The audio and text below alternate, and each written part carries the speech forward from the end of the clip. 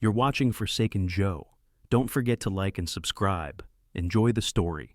Let's begin. I knew exactly how I wanted that night to end. I'd spent 4 months planning the biggest industry event of the year, our tech firm's annual awards gala. It was slick, high profile, and stacked with sponsors. I handled everything from stage lighting to the after-party drinks menu. Every detail was perfect. And right at the end, I had one last surprise. The jazz trio was already queued up, standing by the stage in their tailored black suits, instruments tuned. I had the ring in my pocket, the same one Tessa stopped in front of 6 months ago, outside a little shop in Sacramento. She'd pressed her hand against the glass and said, "This is what love should look like." So I made it happen. Quick note, before we start, how's your day going and where are you joining from? The room was buzzing, people still laughing from a speech the CTO gave. My parents and her sister were tucked into a side table, like I asked. My boss gave me a nod. Go time. I walked up to the stage and asked for the microphone. "I know this isn't on the program," I said, "but if I could borrow 1 more minute of your time." The crowd hushed. The trio started their slow intro, just how we'd rehearsed. I turned to Tessa. She looked confused, but she smiled, like she thought it was some kind of inside joke. I walked over, took her hand, and dropped to one knee. That smile died so fast. She didn't move, didn't say anything. Then she yanked her hand back like I'd burned her. "I can't do this," she said, voice loud enough to carry. "I'm not ready to settle for this life." There was no hesitation, no apology. She turned and walked straight through the ballroom, past my boss, past her family, out the double doors. Left me kneeling, ring in hand, half the company watching. The jazz trio stopped mid-note. I stood up, slowly, felt my face heat. I heard a few murmurs, a fork drop, someone cough. Nobody moved. My mom stood like she was going to come to me, but I shook my head. I walked off the stage without saying a word, shoved the ring box into my pocket, and made a beeline for the loading dock exit. I didn't even grab my jacket. I got back to the apartment around midnight, still in my dress shoes, tie half off, sweating through the inside of my blazer. The lights were off. The place was dead quiet. At first I thought maybe she'd just come back here after storming out. Maybe she'd be curled up on the couch, teary-eyed, realizing she'd overreacted. But the couch was empty. The bedroom door was open. Her side of the closet, empty. No shoes, no makeup tray on the dresser. The framed photo from our trip to Big Sur, gone. Just a faint square left on the wall where the sun hadn't faded it yet. Then I saw the sticky note on the bathroom mirror. "Staying at Melissa's. Need time?" That's it. No, I'm sorry. No, let's talk. Just that. I stood there for a long time, reading it over and over. Need time? Time for what? To explain? To fix this? Or to figure out how to rewrite the whole damn story? I called her. Straight to voicemail, tried again, and again. I lost count. Left messages, calm ones, then angry ones, then silent ones where I didn't even know what to say. By 2 a.m., I was lying on the floor, staring at the ceiling, phone buzzing in my hand. Then a notification popped up. TikTok. I clicked it without thinking. And there she was, dancing, smiling, hair freshly straightened, new lipstick, lit like she was doing a product shoot in someone's living room. Caption, "Chasing dreams, not rings." Number, "Know your worth number, ambition first." Her friends were all in the comments. "You did the right thing, girl. Proud of you for choosing you. He didn't deserve your shine anyway." One even posted, "Some girls aren't meant to be wives. They're meant to be legends." Like she hadn't just blown up our lives and walked out mid-sentence. I didn't even feel humiliated anymore. Not really. The moment at the gala, that was just the surface-level punch. This was her saying I was never the plan, that I was just convenient, safe. I wasn't the man she wanted. I was the man she could manage while she waited for something better to come along. I slammed the laptop shut, hard enough to crack the hinge. Melissa, her best friend, the one she always said was too extra, texted me the next morning. "Please stop calling her. She needs space. She's doing what's best for her future." I didn't reply. She'd erased me like I was a side character in her origin story, the supportive boyfriend who helped her find her power and then faded into the background. People at work started treating me differently too. Some avoided eye contact. A few asked how I was holding up, like I'd just lost a pet. One guy in finance, Brandon, gave me a pity pat on the shoulder and said, "Tough break, man. She's got a brand now, though. She'll land on her feet." Yeah, I'm sure she would. But what about me? What about the years I put in? The birthdays, the late-night drives to her mom's place, the damn master's degree I paused because she wanted to move to San Francisco. None of that mattered now. I was just the wrong kind of ambition.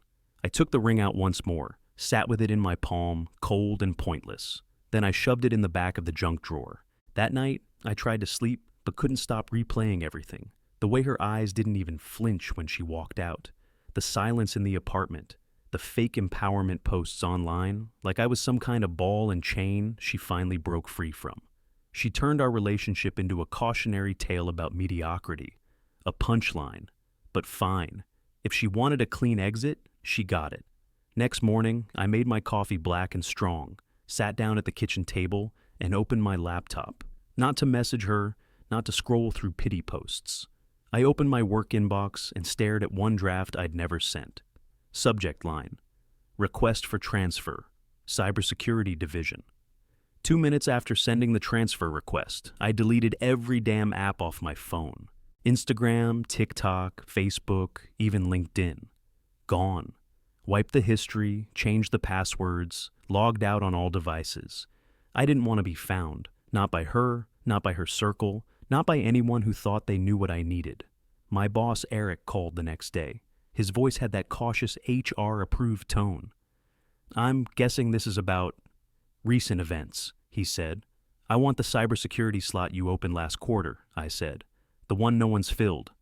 "That's high-stakes work, you know. Long hours, brutal deadlines. You sure now's the time for a move like that?" "I'm sure." He sighed. "All right. Trial basis. 30 days. Don't make me regret it." I didn't plan to give him the chance. The next week, I joined Ironforge MMA, this beat-up martial arts gym on the edge of town. No mirrors. No towels folded in baskets. Just a concrete floor, sweat-stained pads, and guys who hit hard enough to make you question your life choices. My first class wrecked me. I threw up in the parking lot, limped to my car, and found a bruise the size of Idaho blooming across my ribs. But I kept going. Something about getting punched in the stomach over and over made the emotional pain shut up for a while. And once the training ended, the purge started. I took a weekend and stripped the apartment down to the studs, hauled out the velvet throw pillows she couldn't live without, boxed up the framed typography quotes she thought were deep. Manifest your future. Energy is everything. All of it. Dumped them at Goodwill without a second thought. I painted over the walls. No more peach or baby blue or sunset coral. Just cool, even grays. Sharp, focused, same as the new me. I bought a futon, a small desk, and a mattress that didn't dip on her side anymore. No photos on the walls, no candles, just space. Clean and quiet. Nights were for work, mornings were for the gym. Sometimes I didn't go home at all, just crashed on the couch in the office or worked through till sunrise. The cybersecurity project hit hard right away. Suspicious login patterns, high-stress threat audits, crisis response drills. It was brutal, exactly what I needed. Every keystroke, every alert, every fix. It gave me something to control. Mutual friends stopped reaching out after a few unanswered texts. Good. I didn't want their pity. I didn't want to be the guy they whispered about at brunch. I was done being the backdrop to someone else's big dream.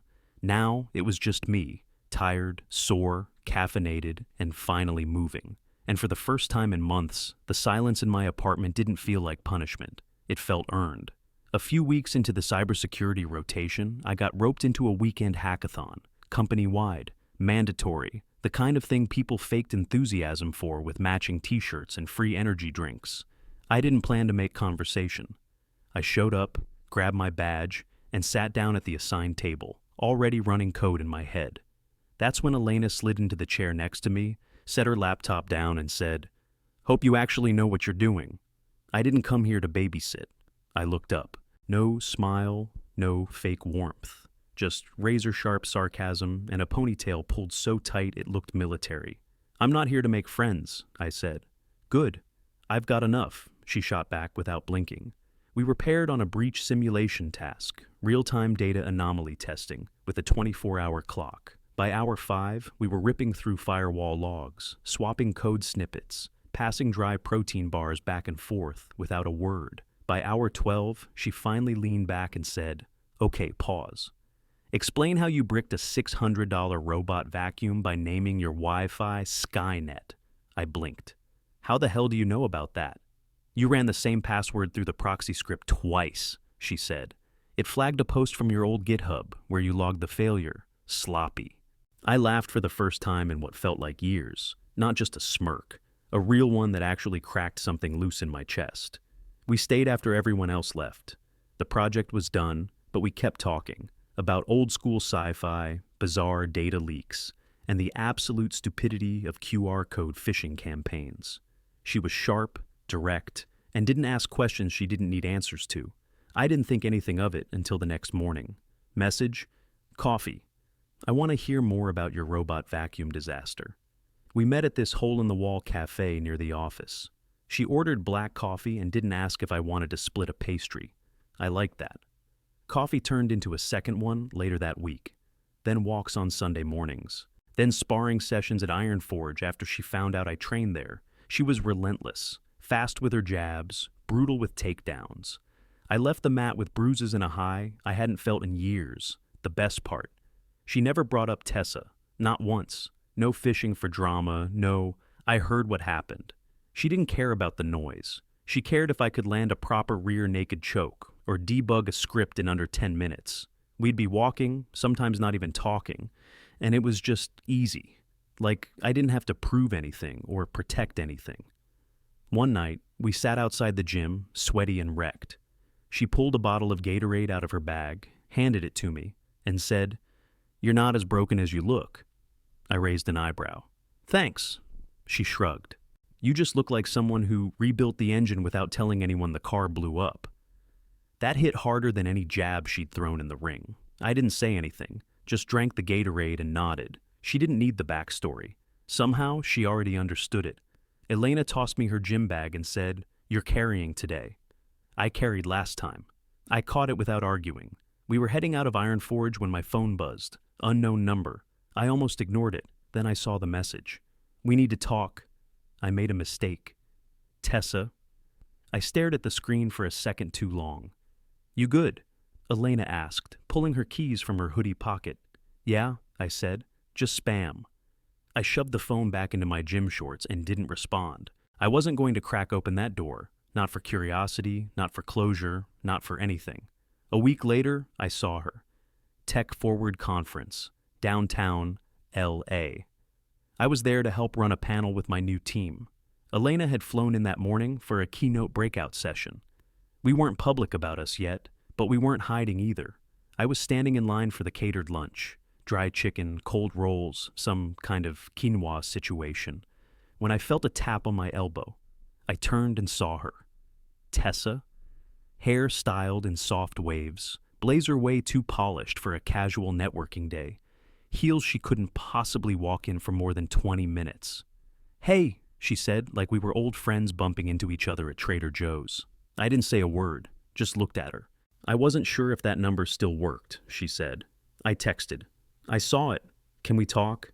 Her eyes were too wide, her voice too soft, like she was trying to sound humble but couldn't quite commit. "No." That shut her down for half a second, but she recovered. I thought you'd still be there," she said, stepping closer, like this was some private moment. "When I was ready." "Ready for what?" I asked. She hesitated, lips parted like she was searching for the right spin. "To see if I was still available after you tried to level up." "Wow." I almost laughed. "That's what this is about. You thought I'd just keep the lights on for you while you explored your options." "It's not like that," she said quickly. Everything moved fast and I panicked and I needed space to grow and..." "Nope," I cut her off. "You didn't need space. You needed a backup plan, and you figured I'd still be parked where you left me." "I didn't mean to hurt you," she said, voice wobbling now. "But you did." I glanced over her shoulder. Elena was across the room, deep in conversation with a speaker from Amazon. She didn't see us. "I've been thinking about what we had," Tessa continued, pushing forward like she didn't notice my eyes drifting. "We were solid. You were solid. I didn't appreciate that. Solid like foundation, I said. You don't fall in love with the concrete. You just build on it until you can upgrade. She swallowed, blinking fast. I'm not proud of how I left things. I don't care how proud you are, I said. You left. You made it public. You made it loud. You don't get to make it quiet now. She opened her mouth like she wanted to say more. I didn't give her the chance. I stepped around her and walked off. Didn't look back. Elena caught up to me near the escalator. You good? Yeah, I said, already letting it go. Ready to eat something that tastes like cardboard and regret. She grinned. Let's make it regret with ranch dressing. We grabbed our plates and found a table near the back. No drama, no apologies, just silence that didn't need explaining. And that was the difference. One woman needed me as a fallback. The other never once needed me to prove a damn thing. The conference was barely behind us when I got the message. Late Monday night, just past 11. I was sitting on the floor of my living room with a half-finished protein shake, and Elena passed out on the couch, one arm draped over her face. Ping. Hey, figured you should see this. Not trying to stir stuff, but it's been bothering me for a while. Attached were 10 screenshots and a Google Doc link. The sender was Alyssa, used to work in PR at our firm before transferring to a startup in Austin. We'd barely talked since she left. First screenshot was from a private Slack channel, name, Inner Circle. Members, Tessa, her mentor from that leadership program she bragged about, and a few of her ride-or-die friends. Message from Tessa. He's career safe. Not CEO track, but won't crash a 401k, so yeah, I'm good for now. Another message from her mentor. Placeholders have value. Just don't get stuck. Then one from her best friend Melissa. Have you built your dating matrix yet? We need to compare. The next image was a screenshot of the Google Doc, a full spreadsheet, tabs labeled finance, tech, consulting, and wildcard, columns for name, company, salary range, role potential, headshot, height, education, social edge, and a final column labeled X Factor. My name was in the tech tab, row 4. Solid fallback, not inspiring, keeps his promises, lacks flash. I kept scrolling, one entry. If he proposes, I'll say no. But we'll keep it gentle. Don't want to burn the bridge. Could be useful later. My hands tightened around the phone. She'd planned the whole thing. Knew she'd say no. Had it written down in a shared doc like a damn product strategy. I forwarded everything to Elena without a word. She read it in silence, then finally messaged back, "Guess she never saw your firewall skills." That made me laugh. A dry, bitter laugh, but it helped. By the next morning, I had the redacted version posted. I blurred names except my own, cropped the profile pictures, highlighted the quotes that mattered. No need to tell the whole story, just enough to let the truth breathe. Caption, some people climb ladders, others get stepped on. I didn't expect anything from it. I didn't care if it went viral or flopped. I just wanted the record straight. But it took off. Fast. People started DMing me. Not trolls, not pity, professionals. Women, mostly. I worked with her. She did the same thing to our team lead.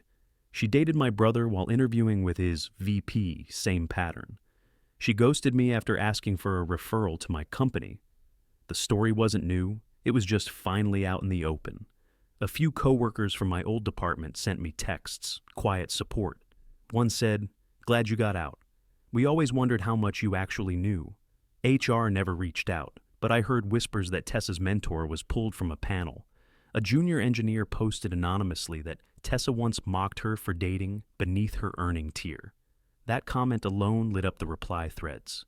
By the end of the week, Tessa's social accounts went dark. LinkedIn wiped clean, Instagram locked, Twitter bio replaced with taking a break to prioritize mental health. Comments off. Elena sent me a screenshot and said, "She's gonna hate that she didn't control the narrative." I just texted back, "Control is overrated. Truth wins." That night, I walked into the gym, wrapped my hands, and stepped into the ring with Elena. She didn't go easy on me, neither did life, but at least now I was swinging back. We were 3 rounds into pad work when Elena stopped mid-combo, pulled off her gloves, and checked her phone. She frowned. "She's trying to spin it." I grabbed my towel. "Of course she is." What now? She showed me the screen, a thread on Tech Insider's private Slack. Someone leaked screenshots. Tessa's little inner circle was back at it, but this time under the flag of damage control. This guy's unwell. Looks like he hacked her account. Desperate move from a bitter ex. Some unknown profile with a pink flamingo avatar even claimed I was weaponizing private conversations to tear down a successful woman. Right, because truth now equals revenge. By that evening, Elena and I started getting weird emails. Anonymous, no reply to address. One warned we were sailing too close to HR boundaries. Another told Elena she should watch her reputation if she planned on staying in the industry. Nothing direct, just enough to make it clear the Whisper network was alive and twitching. But then the tide shifted. At first it was subtle. A message from someone I barely knew in QA. You're not the only one she did this to. We just didn't speak up. Then a longer email from a woman in Seattle who had worked with Tessa at a startup. She flirted her way into the CTO's inner circle, got promoted, then accused a junior designer of being jealous when he found out they were married. Stuff kept coming. Anonymous Reddit posts, DMs from burner accounts, even a thread on Blind where someone broke down Tessa's pattern of strategic ambition. Their words, not mine. And then came the post that blew it all open. An anonymous junior engineer, username blanked, profile picture blurred, shared her story on Medium. I dated someone Tessa was interested in. No idea, wasn't serious. 2 weeks later, I was cut from 3 key projects without explanation. My mentor said she flagged me as not team ready. That found out later, she called me a risk to department harmony. That one hit hard. People started connecting dots. Threads from conferences, stories from team offsites, screenshots of comments she'd made in empowerment webinars that now felt two-faced. Within 48 hours, the whole image she'd built started to crack. Then someone unearthed her original TikTok, the one from the night she walked out on me. Chasing dreams, not rings. At know your worth. Wonderful ambition first. People rewatched it through a different lens. The comments shifted. Manipulation dressed as empowerment. That ring joke aged like milk. We supported a con artist in heels. I didn't say a word publicly after my first post. I didn't have to. Truth had its own rhythm. Tessa's response came on a Thursday at 9:03 a.m. Sharp, on brand, controlled. She posted a black screen on Instagram with white serif text, taking a break to prioritize mental health. Comments off. That was it. No apology, no ownership, just the exit strategy she'd always kept in her back pocket. Elena saw it before I did. She tossed her phone on the coffee table and said, "Classic, leave the room and turn off the lights so no one can ask questions." I nodded, pouring black coffee into a chipped mug. She's not used to consequences, just clean breaks. Thinks she'll come back. She'll test the water once she thinks people forgot.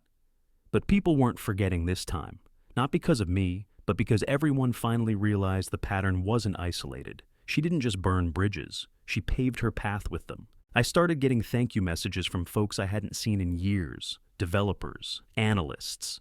Even one guy from Tessa's old bootcamp cohort who said, "I always thought I was just boring. Turns out I just didn't meet her metrics. I didn't feel proud. I didn't feel vindicated. I felt done playing the safe guy, the fallback, the background track to someone else's curated story."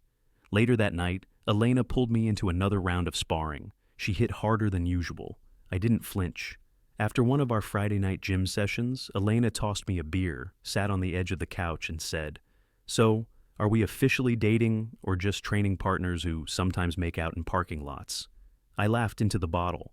"I don't make out with anyone who can triangle choke me into next week." "Then I guess we're dating," she said, matter of fact. That was it. No drama, no weird labels. Just two people on the same page, building something clean. I didn't have to filter myself around her. I didn't have to guess what she meant. She wasn't trying to post our relationship like it was some kind of resume booster. We hiked on Saturdays. Nothing fancy, just local trails where the signal cut out and the world shut up. We started cooking instead of ordering out. Half the time, the food came out questionable, but she didn't care if the rice was burnt or the chicken was dry. Then she suggested we foster a dog. "Senior only," she said. "Young ones get adopted. Old ones get dumped." So we brought home a slow, wheezy mutt named Gus. He snored like a chainsaw and refused to walk more than 2 blocks without throwing himself onto the grass like he'd been shot. but he followed us room to room like he was afraid we'd vanish. "He's your spirit animal," Elena joked once. "Grumpy, loyal, and eats like it's a full-time job." We built our life piece by piece. No timeline, no performance, just real things that didn't require an audience. Then, one night, over takeout and a half-watched movie, she asked, "Why are you still paying rent on that cold-ass apartment?"